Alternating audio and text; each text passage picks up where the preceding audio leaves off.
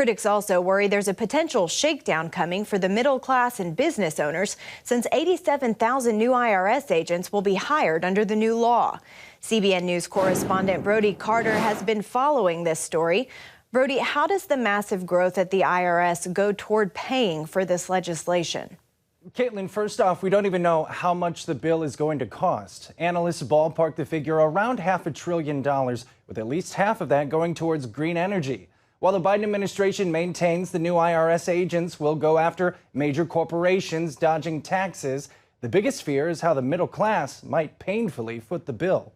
Research and educational institutions like the Heritage Foundation in Washington, D.C. say the middle class won't escape the incoming wave of IRS tax audits. Mark my words, and mark the words of the CBO and JCT and many other economists, this is going to impact families earning under $400,000 a year, and it will impact small business owners and sole proprietors. Supporters claim the legislation will reduce inflation by lowering costs for families, combating climate change, reducing the annual deficit, and by raising taxes on big corporations. One tool to get the money is doubling the IRS workforce, with some 87,000 new agents as part of an $80 billion infusion to the agency. Annual audits are expected to greatly increase under this plan. This is one new IRS agent for roughly every 1,500 households. So think about that. Every neighborhood out there, every big neighborhood, hey, we've got another tax agent that's going to be employed. Treasury Secretary Janet Yellen tried to address the concern with a letter directed to IRS officials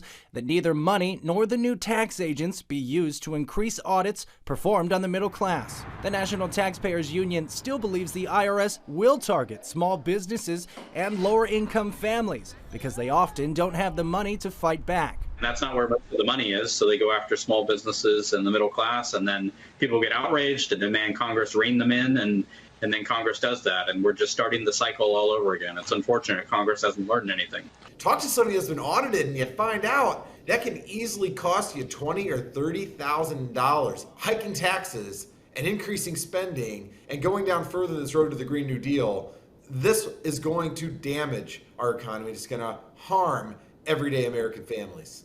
Henchman did go on to say the approach here is to double the IRS workforce and see just how much money they can collect, adding the collection process will be quite painful. Brody Carter, CBN News.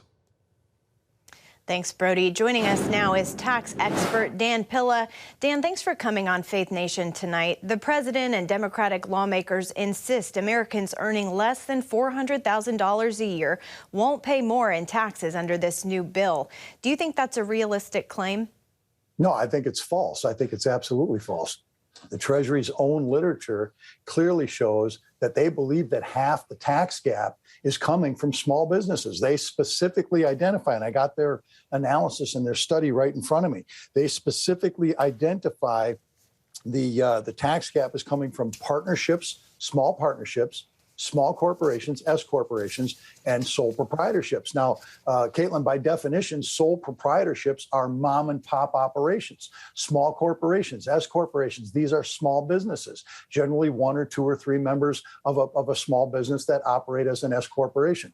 The IRS believes, and this is not new, this has been in the literature for decades, the IRS believes that small businesses cheat virtually across the board on their tax returns, not by overstating deductions so much, but rather by hiding income. And as a matter of fact, they state, again, in their own analysis here, that about $200 billion annually comes from underreporting income in certain categories by 50% or more. So they think these small businesses are cheating across the board by hiding their income. And Caitlin, that's where they're coming. They're not going after large corporations. Now, it would be naive to say that certain large corporations will not be audited. The fact is these businesses are always audited.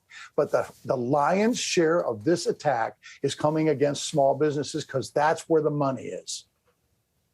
So do you think the IRS will utilize many of its new workers towards going after those smaller businesses, even though they're saying we're only using these workers to go after larger corporations? Well, let's put it this way. Of the $80 billion appropriation that's going to be spread over 10 years, about 46 billion of that, more than 50%, obviously, 46 billion is going to be focused right on enforcement, including increased audits and collection. So they're going after the enforcement component of this. Now, this is one of my biggest problems with this bill. We've got a tax code in the United States right now that consists of more than 4 million words that was changed more than 5,900 times just since 2001 alone. People need help complying. The vast majority of what we call non-compliance is not non-compliance at all. It's misunderstanding of the tax code. People don't understand, especially small businesses, don't understand what their responsibilities are to achieve full compliance. And yet only 3.2 billion is going to education, 46 billion is going to enforcement. They got their priorities all wrong here, Caitlin. All right. Unfortunately, that's all the time we have. But Dan, I hope we can have you on again. Thanks so much for your time. My pleasure. Thanks for having me.